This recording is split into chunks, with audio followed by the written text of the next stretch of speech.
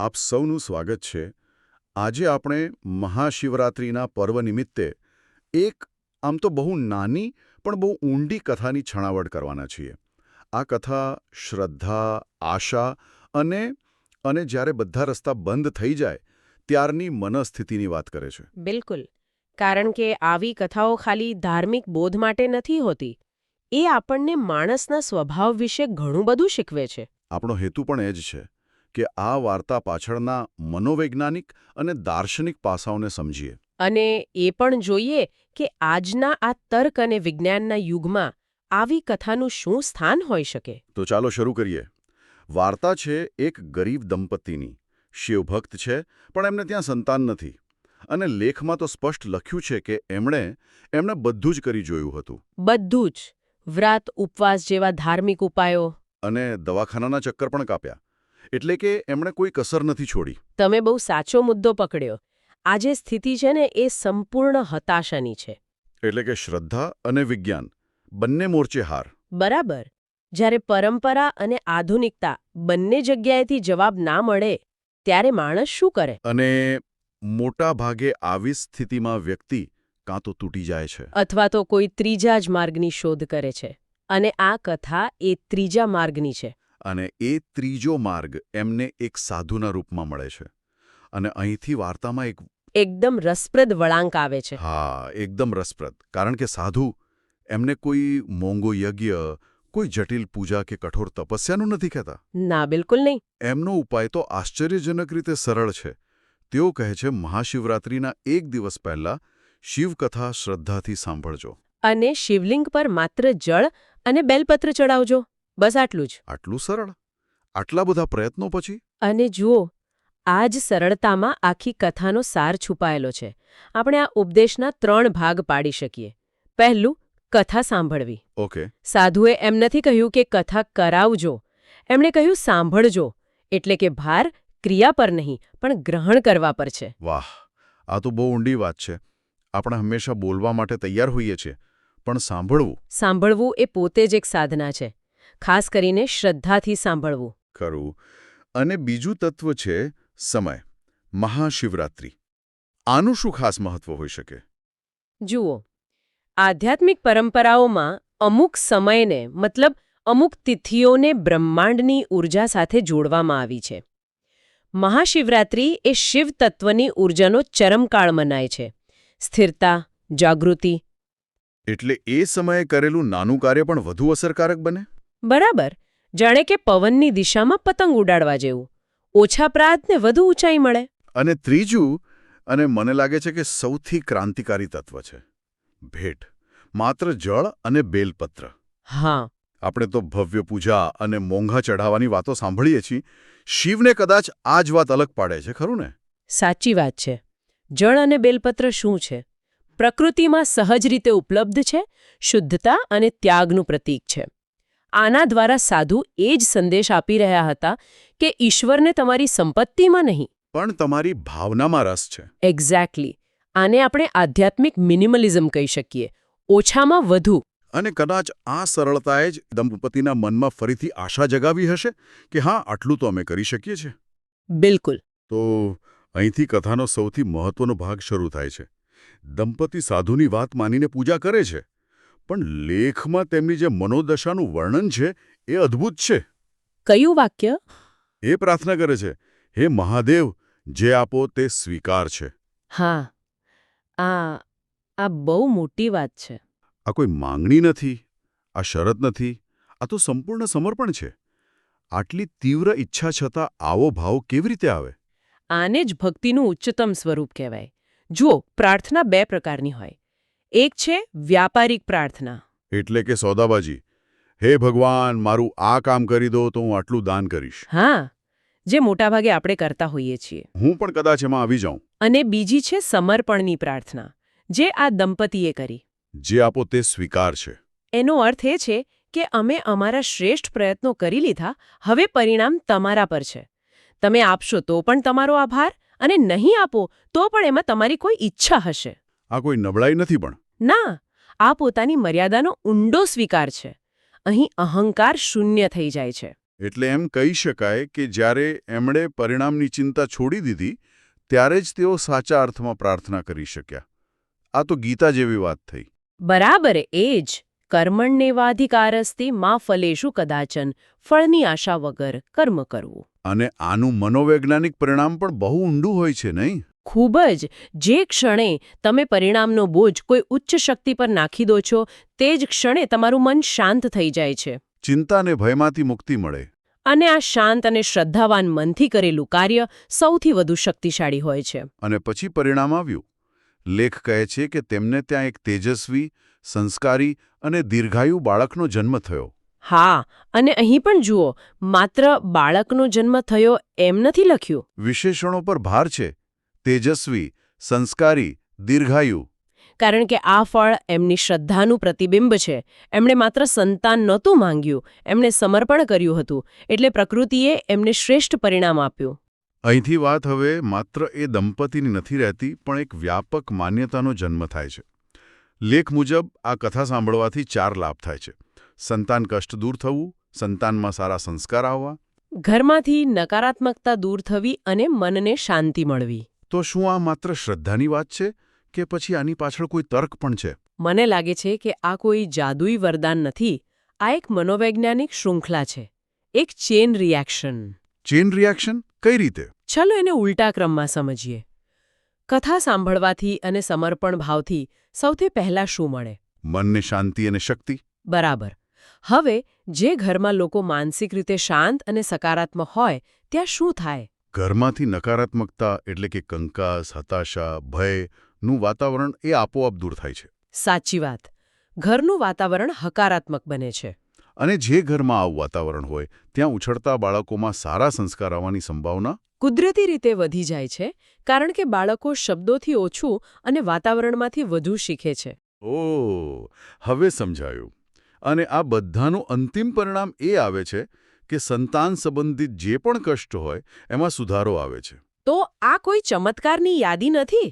આ તો કારણ કાર્યની એક શૃંખલા છે, જે શ્રદ્ધાના એક નાના બીજમાંથી શરૂ થાય છે. આ વિશ્લેષણ પછી તો આખી કથા એક નવા જ પ્રકાશમાં દેખાઈ રહી છે. આ માત્ર દૈવી ચમત્કારની વાર્તા નથી, પણ માનસિક પરિવર્તનની પ્રક્રિયા છે. અને એટલે જ કથાના અંતે સારાંશ આપ્યો છે. જે ભક્ત નિસ્વાર્થ ભાવથી મહાદેવને યાદ કરે છે તેની પ્રાર્થના શિવજી કદી ખાલી જવા દેતા નથી. ફરીથી એ જ શબ્દ, નિસ્વાર્થ ભાવ. કારણ કે એ જ ચાવી છે. દંપતીને સંતાનની ઈચ્છા હતી, જે કદાચ સ્વાર્થી લાગે, પણ એમનો ભાવ નિસ્વાર્થ હતો. એમણે શરત નહોતી મૂકી. બરાબર. એમણે પરિણામ ઈશ્વર પર છોડી દીધું હતું. આ જ સૂક્ષ્મ ભેદ છે. ઈચ્છાઓ હોવી સ્વાભાવિક છે, પણ ઈચ્છાઓ સાથેની આપણી આસક્તિ જ દુઃખનું કારણ બને છે. તો આ બધી ચર્ચા પછી મારા મનમાં એક મોટો પ્રશ્ન ઊભો થાય છે. પૂછો. આજનો યુગ તર્કનો છે, ડેટાનો છે, સખત મહેનતનો છે. આપણે માનીએ છીએ કે પ્રયત્ન કરવાથી બધું જ શક્ય છે. હા, હસલ કલ્ચર. એ જ. આવા સમયમાં સમર્પણ અને પરિણામ ઈશ્વર પર છોડી દેવું જેવા વિચારોનું શું સ્થાન? શું આ એક પ્રકારનો પલાયનવાદ નથી? આ ખૂબ જ મહત્વપૂર્ણ પ્રશ્ન છે. અને મને નથી લાગતું કે શ્રદ્ધા અને પ્રયત્ન એકબીજાના વિરોધી છે. તો એ એકબીજાના પૂરક છે. આ કથા આપણને પ્રયત્ન છોડી દેવાનું નથી કહેતી. યાદ કરો, એ દંપતીએ દવાખાનાના ચક્કર કાપવાનું બંધ નહોતું કર્યું જ્યાં સુધી તેઓ દરેક રીતે હારી ન ગયા. બરાબર. આ કથા એ શીખવે છે કે તમારા નિયંત્રણમાં હોય તેટલા શ્રેષ્ઠ પ્રયત્નો કરો, બધું જ લગાવી દો. પણ પછી એ સ્વીકારો કે બ્રહ્માંડમાં એવી ઘણી વસ્તુઓ છે જે તમારા નિયંત્રણની બહાર છે. અને પ્રયત્નોનું ફળ ક્યારે અને કેવું મળશે તે આપણા હાથમાં નથી. સમર્પણનો અર્થ પ્રયત્નનો ત્યાગ નથી, પણ પરિણામ સાથેના મોહનો ત્યાગ છે. એ તમને નિષ્ફળતાના ભયમાંથી મુક્ત કરે છે. એટલે કે શ્રદ્ધા એ પ્રયત્નનો વિકલ્પ નથી, પણ પ્રયત્નને વધુ મજબૂત બનાવનારું એક માનસિક બળ છે. એકદમ સાચું. જ્યારે તમે પરિણામની ચિંતાથી મુક્ત થઈને કામ કરો છો, ત્યારે તમે તમારું 100% આપી શકો છો. આ તો આજના કોર્પોરેટ જગતમાં જે માઇન્ડફુલનેસ અને લેટિંગ ગોની વાત થાય છે, એ જ પ્રાચીન જ્ઞાનનું આધુનિક સ્વરૂપ છે. તે આપણને યાદ અપાવે છે કે જીવનમાં બધું જ કંટ્રોલ કરવાનો પ્રયાસ આપણને વધુ તણાવ આપે છે. તો આજે આપણે એક સાધારણ કથામાંથી ખરેખર અસાધારણ બોધ મેળવ્યો. સારાંશ એ જ છે કે આપણા પ્રયત્નોની એક સીમા હોય છે. એ સીમાને ઓળખવી અને તે પછી પરિણામને સહજતાથી સ્વીકારવું એ જ સાચી આધ્યાત્મિકતા છે. અને સૌથી જટિલ સમસ્યાઓનો ઉકેલ ક્યારેક સૌથી સરળ, શુદ્ધ અને નિસ્વાર્થ ભાવમાં છુપાયેલો હોય છે. બરાબર. આ ચર્ચાના અંતે હું એક વિચાર સાથે સૌને છોડી જવા માંગુ છું. આપણે આપણા જીવનમાં એવી કઈ બાબત છે જેને આપણે સખત રીતે નિયંત્રિત કરવાનો પ્રયાસ કરી રહ્યા છીએ અને વારંવાર નિષ્ફળ જઈ રહ્યા છીએ? એ કોઈ સંબંધ હોઈ શકે, કારકિર્દીનું લક્ષ્ય હોઈ શકે કે કોઈ આદત. અને શું એ બાબતમાં આપણે આ દંપતીની જેમ કહી શકીએ કે મેં મારા શ્રેષ્ઠ પ્રયત્નો કર્યા છે, હવે જે પરિણામ આવે તે સ્વીકાર્ય છે? આ પ્રશ્ન પર વિચારવા જેવો છે. ઓમ નમઃ શિવાય. ઓમ નમઃ શિવાય. મહાશિવરાત્રિ નજીક આવી રહી છે અને આ એવો સમય છે જ્યારે વાતાવરણમાં એક અલગ જ ઊર્જા અનુભવાય છે. પણ આ તહેવાર માત્ર એક દિવસની ઉજવણી નથી. એની તૈયારીમાં જ કંઈક ખાસ વાત છે. આજે આપણી પાસે એક સ્ત્રોત છે જે દાવો કરે છે કે મહાશિવરાત્રિ પહેલા શિવકથા સાંભળવાથી જીવનના 4 મુખ્ય પાસાઓમાં એમ કહી શકાય કે નોંધપાત્ર સુધારો થઈ શકે છે. બિલકુલ. આપણો હેતુ માત્ર આ 4 ફાયદાઓની યાદી બનાવવાનો નથી, પણ એ સમજવાનો છે કે આ ચારેય કડીઓ એકબીજા સાથે કેવી રીતે ગૂંથાય એવી છે. આપણે સંતાનોની ચિંતાથી શરૂ કરીને ઘરના વાતાવરણ અને છેવટે આપણી પોતાની આંતરિક શાંતિ સુધીની એક યાત્રા કરીશું. ચાલો આ વ્યવસ્થાને ઊંડાણપૂર્વક ખોલીએ અને જોઈએ કે તેમાં ખરેખર શું છુપાયેલું છે. બિલકુલ. અને આ સ્ત્રોત જે 4 મુદ્દાઓ રજૂ કરે છે ને, સંતાન સંબંધિત કષ્ટોનું નિવારણ, તેમનામાં સારા સંસ્કારોનું સિંચન, પછી ઘરમાંથી નકારાત્મકતા દૂર થવી અને છેલ્લે મનને શાંતિ અને શક્તિ મળવી. ઉપરથી જોઈએ તો આ 4 અલગ અલગ ઈચ્છાઓ જેવું લાગે છે, પણ જેમ જેમ આપણે ઊંડા ઉતરીશું તેમ સમજાશે કે આ કોઈ અલગ ઈચ્છાઓ નથી, પણ એક જ વૃક્ષની 4 શાખાઓ છે જેનું મૂળ એક જ જગ્યાએ છે. અને મૂળ ક્યાં છે તે શોધવું રસપ્રદ રહેશે. તો ચાલો એ વૃક્ષની સૌથી નાજુક અને મહત્વની શાખાથી શરૂઆત કરીએ. સંતાન. સ્ત્રોત 2 વાત કરે છે. સંતાન સંબંધિત કષ્ટ દૂર થાય અને સંતાન પર સારા સંસ્કાર આવે. આજના સમયમાં તો દરેક માતા-પિતા માટે આ સૌથી મોટી ચિંતાનો વિષય છે. પણ મને એક પ્રશ્ન થાય છે. આજના આધુનિક યુગમાં જ્યાં બાળકો વિજ્ઞાન અને તર્ક પર વધુ ધ્યાન આપે છે, ત્યાં શું આવી પૌરાણિક કથાઓ ખરેખર તેમના પર સંસ્કાર જેટલી ઊંડી અસર કરી શકે છે? કે પછી તે માત્ર એક સારી વાર્તા બનીને રહી જાય છે? આ ખૂબ જ સચોટ અને મહત્વપૂર્ણ પ્રશ્ન છે.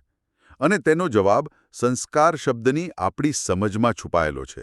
જુઓ, સંસ્કાર એટલે માત્ર સારું વર્તન કે નૈતિક નિયમો ગોખાવી દેવા એવું નથી. સંસ્કાર એટલે પરિસ્થિતિને સમજવાની અને યોગ્ય નિર્ણય લેવાની આંતરિક ક્ષમતા વિકસાવવી. શિવકથા અહીં સીધો ઉપદેશ નથી આપતી, તે પ્રતીકો દ્વારા કામ કરે છે. પ્રતીકો દ્વારા? કોઈ ઉદાહરણ આપી શકો? ચોક્કસ. દાખલા તરીકે, જ્યારે બાળકો શિવના 3જા નેત્રની કથા સાંભળે છે ત્યારે તે માત્ર ક્રોધ કે વિનાશનું પ્રતીક નથી. ઊંડાણમાં તે વિવેક અને અંતર્જ્ઞાનનું પ્રતીક છે. સાચું શું અને ખોટું શું, સત્ય શું અને ભ્રમ શું, તે સ્પષ્ટપણે જોવાની ક્ષમતા. આ વિવેકનો સંસ્કાર જ્યારે બાળકમાં આવે છે ત્યારે તે આપોઆપ ખોટા મિત્રો, ખરાબ આદતો અને ખોટા નિર્ણયોથી બચે છે. અને આ જ તો કષ્ટનું મૂળ નિવારણ છે. કષ્ટ આવ્યા પછી તેનો ઉપાય કરવા કરતાં કષ્ટ આવે જ નહીં તેવી પરિસ્થિતિનું નિર્માણ કરવું. આ તો ખૂબ જ રસપ્રદ દ્રષ્ટિકોણ છે. એટલે કે શિવકથા કોઈ જાદુઈ રીતે સમસ્યાઓ દૂર નથી કરતી, પણ તે સંતાનોને એવા આંતરિક સાધનોથી સજ્જ કરે છે. બરાબર. જેનાથી તેઓ પોતાની સમસ્યાઓ જાતે જ ઉકેલી શકે અથવા તેને ટાળી શકે. આ તો તેમને માછલી આપવાને બદલે માછલી પકડતા શીખવાવવા જેવી વાત થઈ. બિલકુલ. બીજું એક ઉદાહરણ લઈએ. ભગવાન શિવનું ચરિત્ર જુઓ. તેઓ પરમ વૈરાગી અને તપસ્વી છે, પણ સાથે સાથે તેઓ એક આદર્શ ગૃહસ્થ પણ છે. ખરું ને? હા, સાચી વાત છે. તેઓ પાર્વતીજીને સમાન સન્માન આપે છે, પોતાના પુત્રો ગણેશ અને કાર્તિકેય પ્રત્યે સ્નેહ ધરાવે છે. આ ચરિત્ર બાળકોને શું શીખવે છે? તે શીખવે છે કે વ્યક્તિગત વિકાસ અને પારિવારિક જવાબદારીઓ વચ્ચે સંતુલન કેવી રીતે સાધવું. આજના યુગમાં જ્યાં કારકિર્દી અને પરિવાર વચ્ચે સંઘર્ષ સામાન્ય છે, ત્યાં આનાથી મોટો સંસ્કાર કયો હોઈ શકે? તમે જે સંતુલનની વાત કરી એના પરથી મને એક વિચાર આવે છે. જ્યારે સંતાનોમાં આવું સંતુલન અને વિવેક આવવા લાગે છે ત્યારે તેની સૌથી પહેલી અને સીધી અસર માતા-પિતા પર થાય છે. તેમની ચિંતા ઓછી થાય છે, તેમનો તણાવ ઘટે છે. આ અસર શું માત્ર માતા-પિતા પૂરતી સીમિત રહે છે કે પછી તે આખા ઘરના વાતાવરણમાં ફેલાય છે? કારણ કે સ્ત્રોતનો ત્રીજો મુદ્દો છે ઘરેથી નકારાત્મકતા દૂર થાય. આ એકદમ સ્વાભાવિક પ્રવાહ છે. જુઓ, ઘરની નકારાત્મકતા શું છે? તે કોઈ ભૂતપ્રેત નથી. તે ઘરમાં રહેતા લોકોના મનમાં ચાલતા વિચારો અને લાગણીઓનું પ્રતિબિંબ છે. બરાબર. ચિંતા, ભય, ગુસ્સો, અસંતોષ, ઈર્ષ્યા આ બધી નકારાત્મક ઊર્જા છે. જ્યારે ઘરનું મુખ્ય ચિંતાનો વિષય એટલે કે સંતાનનું ભવિષ્ય સુરક્ષિત લાગવા માંડે ત્યારે માતા-પિતાના મનમાંથી ચિંતા અને ભયનો એક મોટો બોજ હળવો થઈ જાય છે. એટલે આ એક ડોમિનો ઇફેક્ટ જેવું છે. હા. સંતાનની સ્થિરતાથી માતા-પિતાના મનમાં શાંતિ આવે છે અને તેમની શાંતિ આખા ઘરમાં પ્રસરે છે. જે ઘરમાં પહેલા બાળકના ભણતર કે વર્તન વિશે સતત તણાવ રહેતો હતો, જ્યાં વાતચીત ઓછી અને ફરિયાદો વધુ હતી, ત્યાં હવે સંવાદ અને સુમેળ માટે જગ્યા બને છે. કરી રહ્યા હોય છે. એક સાથે. તે સમયે ઘરના બધા સભ્યોના મન એક જ સકારાત્મક અને ઉચ્ચ વિચાર સાથે જોડાયેલા હોય છે. વૈજ્ઞાનિક ભાષામાં કહીએ તો તેઓ એક જ ફ્રીક્વન્સી પર વાઇબ્રેટ કરે છે. આ સહિયારી સકારાત્મક ઊર્જા ઘરના વાતાવરણમાં રહેલી સ્થિર અને નકારાત્મક ઊર્જાને શાબ્દિક રીતે ધોઈ નાખે છે. આહા, બહુ સુંદર વિચાર છે. એવું લાગે છે કે જેમ આપણે ધૂળ અને કચરો સાફ કરવા માટે ઘરની ભૌતિક સફાઈ કરીએ છીએ, તેમ કથાશ્રવણ એ ઘરની ઊર્જાત્મક સફાઈ છે. બિલકુલ. તે વાતાવરણમાં રહેલા અદ્રશ્ય તણાવ અને ચિંતાના કણોને દૂર કરે છે. તમે એકદમ સાચો શબ્દ વાપર્યો, ઊર્જાત્મક સફાઈ. અને આ પ્રક્રિયા માત્ર સંતાનોને સંસ્કાર આપીને કે માતા-પિતાનો તણાવ ઓછો કરીને નથી થતી. કથાના શબ્દો, તેમાં રહેલા મંત્રો અને દિવ્ય ચરિત્રોનું વર્ણન પોતે જ એક શક્તિ ધરાવે છે જે ઘરના વાતાવરણને શુદ્ધ કરે છે. ઓકે. એટલે જ પહેલાના સમયમાં ઘરોમાં નિયમિત રીતે પાઠપૂજા કે કથા કીર્તન થતા હતા. તે માત્ર ધાર્મિક ક્રિયા નહોતી, પણ ઘરના માનસિક અને આધ્યાત્મિક સ્વાસ્થ્યને જાળવવાની એક વૈજ્ઞાનિક પ્રક્રિયા હતી. તો આપણે સંતાનના વિકાસથી શરૂઆત કરી, જેણે ઘરના વાતાવરણને સકારાત્મક બનાવ્યું. હવે આખી પ્રક્રિયાના કેન્દ્રબિંદુ પર આવીએ. ચોથો અને અંતિમ ફાયદો, મનને શાંતિ અને શક્તિ મળે. અત્યાર સુધીની ચર્ચા પરથી એવું લાગે છે કે આ અંતિમ પરિણામ છે. જ્યારે બાળકો ઠીક હોય અને ઘરમાં બધું બરાબર હોય ત્યારે આપોઆપ મનને શાંતિ મળે. શું આ એટલું સીધું અને સરળ છે રે? અહીં જ આખી વાત રસપ્રદ બને છે. શું મનની શાંતિ એ અંતિમ ફળ છે કે પછી તે આખી પ્રક્રિયાનો પાયો છે? આ ચિકન અને ઈંડા જેવો પ્રશ્ન લાગે છે, પણ તેનો જવાબ આ ચક્રને સમજવાની ચાવી છે. એક દ્રષ્ટિકોણ તમે કહ્યો એ છે બાહ્ય પરિસ્થિતિઓ સુધારવાથી આંતરિક શાંતિ મળે છે. આ સાચું છે, પણ અધૂરું સત્ય છે. તો બીજો દ્રષ્ટિકોણ શું છે? કે તે પાયો પણ હોઈ શકે. એ કેવી રીતે શક્ય બને? બીજો દ્રષ્ટિકોણ એ છે કે આ આખી યાત્રાની શરૂઆત જ વ્યક્તિના પોતાના મનથી થાય છે. શિવકથાનું શ્રવણ સૌપ્રથમ શ્રોતાના પોતાના મન પર અસર કરે છે. અચ્છા. ભગવાન શિવનું ધ્યાનસ્થ સ્વરૂપ મનની ચંચળતાને ઓછી કરવાનું શીખવે છે. તેમનું નીલકંઠ સ્વરૂપ જીવનના ઝેર એટલે કે અપમાન, નિષ્ફળતા, દુઃખ એને પચાવીને સમાજને અમૃત આપવાની કળા શીખવે છે. જ્યારે વ્યક્તિનું મન આ રીતે શાંત અને શક્તિશાળી બને છે, ત્યારે જ તેનામાં પોતાના સંતાનોને ધીરજપૂર્વક સંભાળવાની અને ઘરમાં સકારાત્મક વાતાવરણ બનાવવાની ક્ષમતા આવે છે. એક અશાંત અને નબળું મન બીજાને શાંતિ કેવી રીતે આપી શકે? આનો અર્થ એ થયો કે આ એક રેખીય પ્રક્રિયા નથી, પણ એક વર્તુળ છે. બરાબર, એક ચક્ર. તમે તમારા મનની શાંતિ પર કામ કરવાનું શરૂ કરો છો, જેની સકારાત્મક અસર તમારા બાળકો અને ઘર પર પડે છે. અને જ્યારે તમારું ઘર અને બાળકો શાંત અને સુખી હોય ત્યારે તે તમારી પોતાની આંતરિક શાંતિને વધુ મજબૂત બનાવે છે. આ એક સકારાત્મક ચક્ર છે જે સતત પોતાની જાતને ઊર્જા આપે છે. બિલકુલ. અને અહીં શાંતિ અને શક્તિ આ બે શબ્દો વચ્ચેનો ભેદ સમજવો ખૂબ જરૂરી છે. શાંતિ એટલે નિષ્ક્રિયતા કે ઉદાસીનતા નહીં. શાંતિ એટલે હિમાલય જેવી સ્થિરતા, જ્યાં બહાર ગમે તેટલા તોફાન આવે અંદર બધું અચળ રહે. આ શિવનું ધ્યાનસ્થ સ્વરૂપ છે. તે મનને અનાવશ્યક વિચારો અને ચિંતાઓથી મુક્ત કરે છે. અને શક્તિ એટલે શું? શક્તિ એ આ શાંતિમાંથી જન્મતી ક્રિયાત્મક ઊર્જા છે. તે શિવનું તાંડવ સ્વરૂપ છે. ઓકે. તાંડવ વિનાશ માટે નથી, પરંતુ નકારાત્મકતા, અન્યાય અને અજ્ઞાનના વિનાશ માટે છે. એ જ રીતે જ્યારે મન શાંત હોય ત્યારે તેમાંથી જે શક્તિ ઉત્પન્ન થાય છે તે જીવનના પડકારોનો સામનો કરવાની, મુશ્કેલ નિર્ણયો લેવાની અને પોતાના પરિવારનું રક્ષણ કરવાની હિંમત આપે છે. શાંતિ એ પાયો છે અને શક્તિ એ તેના પર બનેલી ઇમારત છે. કથાશ્રવણ આ બંને પૂરા પાડે છે. તો આજની આપણી ચર્ચાનો સાર એ છે કે આ સ્ત્રોતમાં દર્શાવેલા 4 ફાયદાઓ અલગ અલગ નથી, પણ એક સંપૂર્ણ જીવન વ્યવસ્થા છે. સાચી વાત છે. તે વ્યક્તિની આંતરિક શાંતિથી શરૂ થઈને તેના પરિવાર અને ઘરના વાતાવરણને સુધારીને ફરી પાછી તેની પોતાની શાંતિને વધુ ગાઢ બનાવે છે. એટલે શિવકથાનું શ્રવણ એ માત્ર એક ધાર્મિક ક્રિયા નથી, પરંતુ તે આ સકારાત્મક ચક્રને ગતિમાં મૂકવા માટેની એક ચાવી છે. તમે એકદમ યોગ્ય રીતે સારાંશ આપ્યો. તે આપણને યાદ અપાવે છે કે આધ્યાત્મિકતા કોઈ પલાયનવાદ નથી. તેના ખૂબ જ નક્કર અને વ્યવહારિક પરિણામો આપણા રોજિંદા જીવનમાં, આપણા સંબંધોમાં અને આપણી માનસિક સ્થિતિમાં જોવા મળે છે. પણ આ ચર્ચા એક અંતિમ અને વિચારવા જેવો મુદ્દો છોડી જાય છે. કયો મુદ્દો? સ્ત્રોતમાં ખાસ કરીને મહાશિવરાત્રિ પહેલાં શ્રવણ કરવાનો ઉલ્લેખ છે. આનાથી એ પ્રશ્ન થાય છે કે આધ્યાત્મિક સાધનામાં સમયનું શું મહત્વ છે? શું વર્ષના કોઈપણ દિવસે કથા સાંભળવાથી આ જ પરિણામ ન મળે? મહાશિવરાત્રિ પહેલાં જ કેમ? આ ખરેખર વિચારવા જેવી વાત છે. શું એવું છે કે તે સમયે વાતાવરણમાં કોઈ વિશેષ ઊર્જા હોય છે, અથવા તો આપણું મન વધુ ગ્રહણશીલ હોય છે? જેમ પરીક્ષા પહેલાં કરેલું વાંચન વધુ યાદ રહે છે, તેમ શું કોઈ મોટા તહેવાર પહેલાં કરેલી સાધના વધુ ફળદાયી બને છે? બંને વાતોમાં સત્ય હોઈ શકે છે.